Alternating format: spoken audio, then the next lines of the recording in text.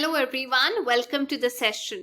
आज हम डिस्कस करने जा रहे हैं grade 7th Punjab school education board के साइंस का chapter lesson number 3 fibre to fabric. ये है पार्ट 2।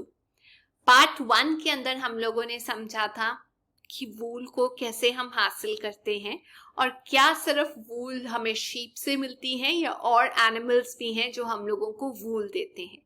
आज की क्लास में हम पढ़ने जा रहे हैं सिल्क के बारे में।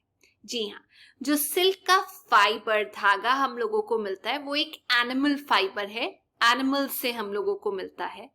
तो जब आप उसे जलाते हैं, क्योंकि वो एनिमल्स की ही बॉडी पार्ट का एक हिस्सा है, या आप कह सकते हैं एनिमल्स की बॉडी से हम लोग को मिलता है, तो जब आप उसे जलाते हैं तो वो वैसी स्मेल देता है जैसे जब बाल जलते हैं तो स्मेल आती है। तो जो सिल्क है वो बेहतरीन क्वालिटी का एक फाइबर होता है, शाइनिंग मटेरियल होता है, सॉफ्ट होता है, स्ट्रॉन्ग होता है, जो हम लोगों को मिलता है सिल्क वॉर्म के साथ। आप डायग्राम में देख सकते हैं सिल्क वॉर्म को। सिल्क वॉर्म क्या करते हैं, अपने आसपास स्पिन करते हैं, बनाते हैं सिल्क फाइबर को। और वो कैसे बनाते हैं, कब बनाते हैं, इसे आज हम क्लास में पढ़ेंगे। तो सिल्क वॉर्म से वो जो ऑब्टेन किया जाता है सिल्क, उस प्रोसेस को, उनका पशुपालन करना, उनसे सिल्क लेना, उसको हम सेरीकल्चर बोलते हैं। आपने अपने मम्मी, दादी, आंटी के पास बहुत सारी सिल्क की साड़ियां देखी होंगी और आपको जानने में हैरानी भी होगी कि सिल्क की साड़ियां काफी महंगी होती है।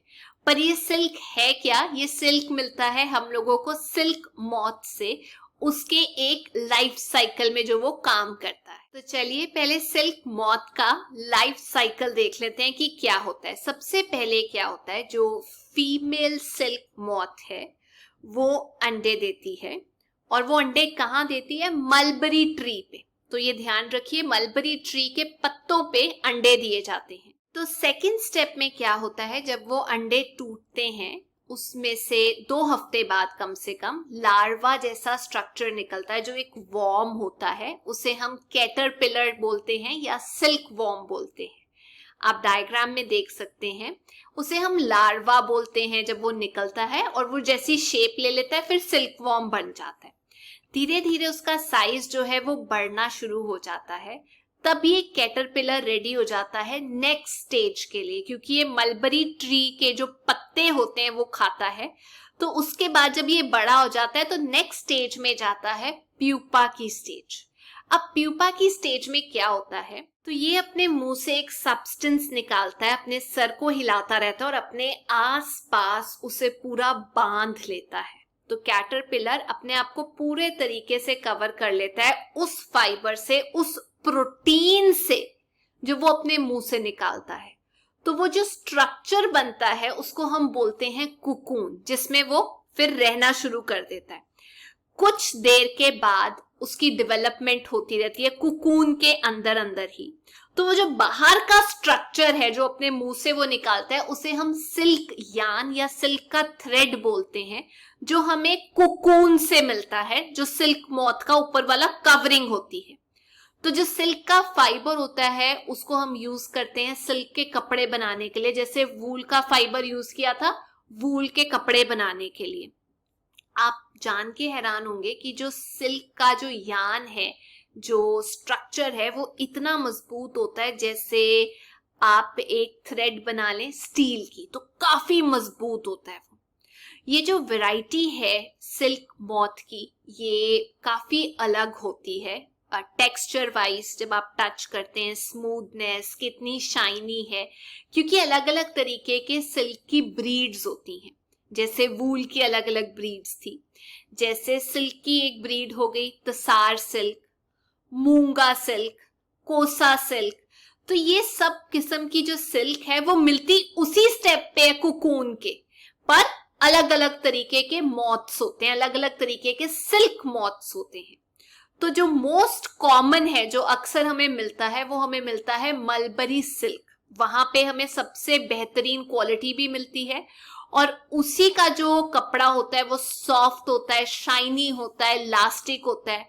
उसे आप डाई कर सकते हो अलग अलग कलर्स के अंदर, जैसे वूल को करते थे। तो ये जो सेरीकल्चर है या कल्चर जिसके अंदर सिल्क वॉर्म्स जो हैं उनको बड़ा किया जाता है, सिल्क ऑब्टेन की जाती है, ये इंडिया में एक ऑक्यूपेशन का काम करता है। मतलब लोग इससे रोजी रोटी कमाते हैं। इंडिया के अंदर इतनी सिल्क पैदा होती है, इतनी बनती है कि उसको बेचा जा सकता है कमर्शियल स्केल पे, पैसे कमाए जा सकते हैं उसके। लगता है इम्पॉसिबल है कि एक सिल्क वॉर्म से इतना सा सिल्क मिलके कितनी साड़ी बनेगी, पर वही मैं आपको बताने जा रही हूं कि इनको बड़ा किया जाता है एक स्ट्रक्चर के अंदर, एक घर के अंदर, ताकि इनसे सिल्क निकाला जा सके। सिल्क के अलग अलग किस्में होती हैं, अलग अलग कपड़े होते हैं, आप चाहें तो उनको टच करके देख भी सकते हैं। अब एक बहुत इंपॉर्टेंट क्वेश्चन दिया है बुक में कि आप आर्टिफिशियल सिल्क का जो थ्रेड है उसे बर्न करें और प्योर सिल्क का जो थ्रेड है या वूल है उसे अगर आप बर्न करें तो आप क्या देखेंगे। देखिए, आर्टिफिशियल सिल्क को अगर आप जलाते हैं तो आपको पेपर की जो जलने की स्मेल होती है वो आएगी, लेकिन अगर आप प्योर सिल्क या वूल को जलाते हैं तो उसमें से, क्योंकि वो एक प्रोटीन है, तो उसमें से वैसी स्मेल आएगी जैसे ह्यूमन हेयर को जलाने से आती है। तो ये हो गया हमारे क्वेश्चन का आंसर, और बहुत इंपॉर्टेंट क्वेश्चन भी था। अब हम बात करते हैं कुकून से सिल्क बनती कैसे है। आप यही सोचोगे कि मैम एक सिल्क वॉर्म बड़ा करके इतनी सी सिल्क हासिल करके क्या मिल जाएगा। इसी के लिए लोगों ने ये करना शुरू किया कि large number of silk worms को बढ़ाना शुरू किया, पैदा करवाना शुरू किया, तो ताकि वो इंडस्ट्रियल लेवल पे अपने काम को लेके जा सके। तो कुकून्स जो है उसको यूज करना शुरू किया। अब क्या होता है, सिल्क वॉर्म्स की देखभाल की जाती है, जैसे भेड़ बकरियों की जाती है, उसे हम बोलते हैं रियरिंग सिल्क वॉर्म्स। एक फीमेल सिल्क मॉथ जो है वो हजारों या हंड्रेड्स ऑफ एग्स दे देता है, बहुत सारे अंडे दे देती है। वो एग्स को बड़े ध्यान से एक कपड़े के ऊपर, पेपर के ऊपर रखा जाता है और उन लोगों को सौंप दिया जाता है जो इसका ध्यान रखें। उनको हम सिल्क वॉर्म फार्मर्स बोलते हैं, क्योंकि वो इसकी खेती करते हैं एक तरीके से। तो जो फार्मर्स हैं वो उस कपड़े को लेकर, जैसे उनको दिया जाता है, उसको बड़ी हाइजीनिक साफ सुथरी जगह पे रख के, सही टेम्परेचर देकर, ह्यूमिडिटी देकर, जिससे वो बढ़े, वो दिया जाता है, वो प्रोवाइड किया जाता है। एक बार जो एग्स हैं वो गर्म हो जाते हैं सूटेबल टेम्परेचर पे जाके, सही टेम्परेचर पे जाके, तो वो हैच करते हैं, मतलब उनमें से कुछ लार्वा निकलता है, अंडों में से लार्वा निकल गया। और जब वो अंडों में से लार्वा निकला तो आपको याद है वो कैटरपिलर जैसा निकलता है। उस कैटरपिलर को एक, जैसे दूध के पैकेट की ट्रेस नहीं होती ब्लू कलर की, उसके अंदर मलबरी जो लीव्स होती हैं उनको रख के उस लार्वा को वहां पे रख दिया जाता है, जिसे हम कैटरपिलर भी बोलते हैं, सिल्क वॉर्म्स भी बोलते हैं।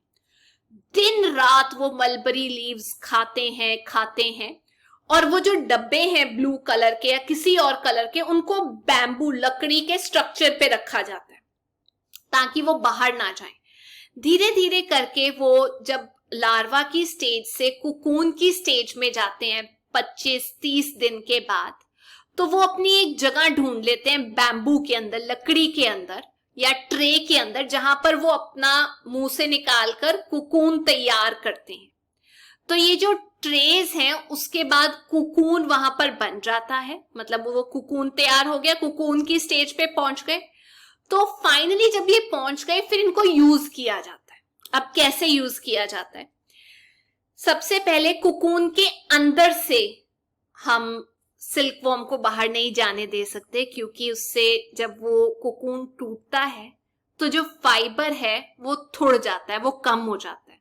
तो हमारे को इसमें 4 स्टेप्स यूज करने पड़ते हैं सिल्क निकालने के लिए। सबसे पहला boiling, second reeling, third throwing, fourth dyeing. अब ये क्या है? सबसे पहले बॉइलिंग का मतलब क्या होता है? वो जो कुकून वाला फेज है, वो कुकून्स को उठा के गर्म पानी में डाल दिया जाता है या अवन में डाल दिया जाता है ताकि अंदर जो लार्वा है वो खत्म हो जाए। उसके बाद अगर आप बाहर निकलने देंगे, मैंने आपको बताया जो सिल्क है वो कम हो जाएगा, लेंथ कम हो जाएगी, तो फिर वो गर्म पानी में थोड़ा स्टिकी सा गम जैसा बन जाता है। फिर उसमें से धागा निकाल लिया जाता है, अलग कर लिया जाता है, कंटिन्यूअस धागा बन गया जैसे रील के ऊपर होता है। तो सेकंड स्टेप होता है रीलिंग। इसमें वो धागा निकाला जाता है, पहले बॉईल किया गया, सेकंड में निकाला गया, दैट्स कॉल्ड, उसे बोला जाता है रीलिंग द सिल्क।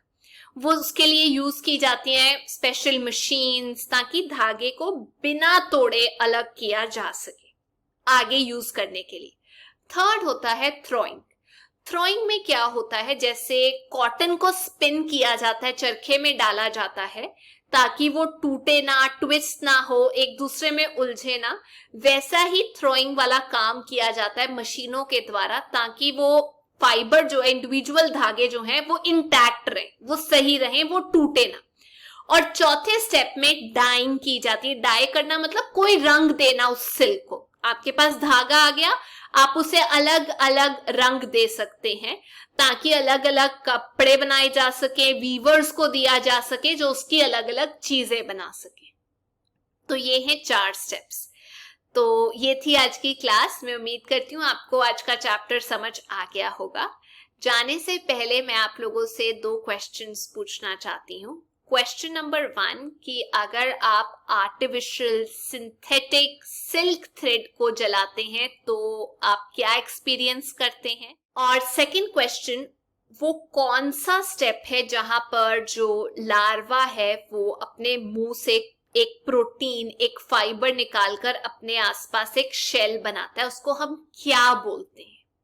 तो इन 2 क्वेश्चंस के आंसर आप कमेंट सेक्शन में जरूर दीजिएगा।